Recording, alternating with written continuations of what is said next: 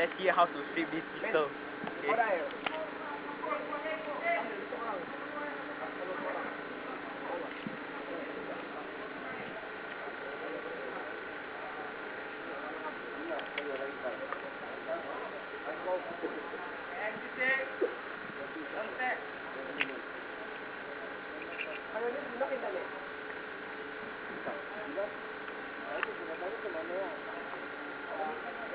Yeah.